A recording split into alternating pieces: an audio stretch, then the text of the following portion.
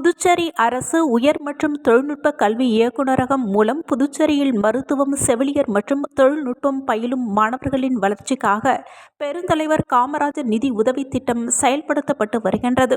இத்திட்டத்தின் கீழ் 2021-22 கல்வியாண்டில் மருத்துவம் மற்றும் செவிலியர் படிப்பில் சேர்ந்த மாணவர்களுக்கான நிலுவையில் உள்ள 4ஆம் ஆண்டு தவணை நிதி உதவி வழங்கும் நிகழ்ச்சி புதுச்சேரி சட்டப்பேரவையில் இன்று நடைபெற்றது.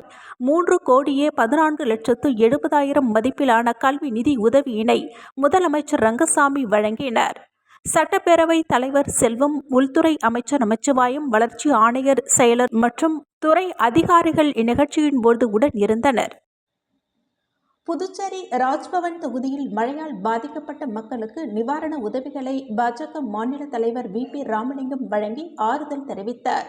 புதுச்சேரி ராஜ்பவன் தொகுதிக்கு உட்பட்ட வைத்திக்குப்பம், குருசுக்குப்பம் ஆகிய பகுதிகளில் கடந்த 2 நாட்களாக பெய்த மழையில் குடிசை வீடுகள் சேதமடைந்தது. தகவல் அறிந்த பாஜக மாநில தலைவர் வி.பி. ராமலிங்கம் அந்த பகுதிகளை நேரில் சென்று ஆய்வு செய்து ஏற்பட்டுள்ள சேதத்தை பார்வையிட்டு அவர்களுக்கு தேவையான நிவாரண உதவிகளை வழங்கி ஆறுதல் தெரிவித்தார். மேலும் கடலோரம் இருக்கும் மீனவர்களுக்கு ஏற்பட்டுள்ள இடர்பாடுகளை நேரடியாக பார்வையிட்டு மீனவ மக்களுடன் கலந்துரையாடினர். அப்பொழுது பாஜக வல்லுநர் பிரிவின் மாநில அமைப்பாளர் நாகராஜன் மற்றும் பாஜக செயற்குழு உறுப்பினர் ஆனந்தகண்ணன், நகர மாவட்ட பொதுச் செயலாளர் சீனிவாச பெருமாள் மற்றும் தொகுதியைச் சேர்ந்த பாஜக நிர்வாகிகள் பலர் உடன் இருந்தனர்.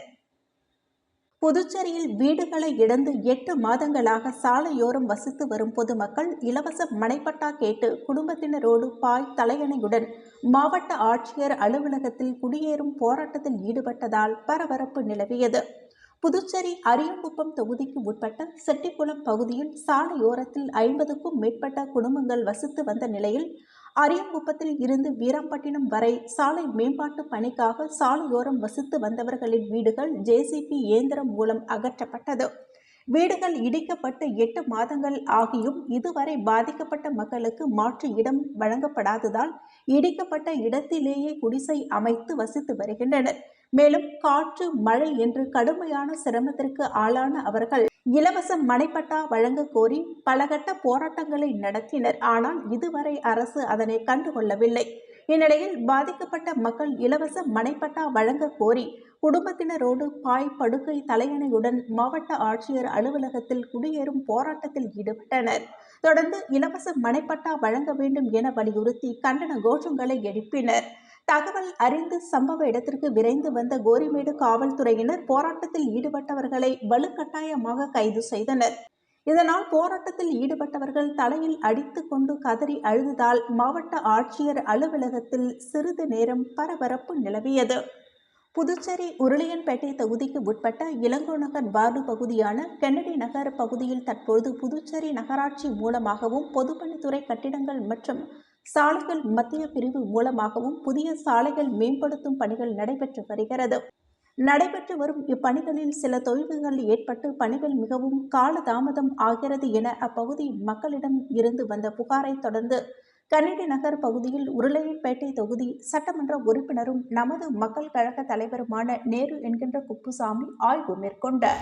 மேலும் ஆய்வு செய்த பணிகளை விரைவாக முடிக்கவும், தற்போது மழைக்காலம் என்பதால் மழைநீர் தேங்காதவாறு வெளியேறும் வகையில் வாட்டங்கள் அமைத்து புதிய சாலைகளும் புதிய வாய்க்கால்களும் அமைக்குமாறும் பணிகளை விரைந்து முடித்து மேற்கண்ட பகுதி மக்களுக்கு உதவிடுமாறு அதிகாரிகளை கேட்டுக்கொண்டார்.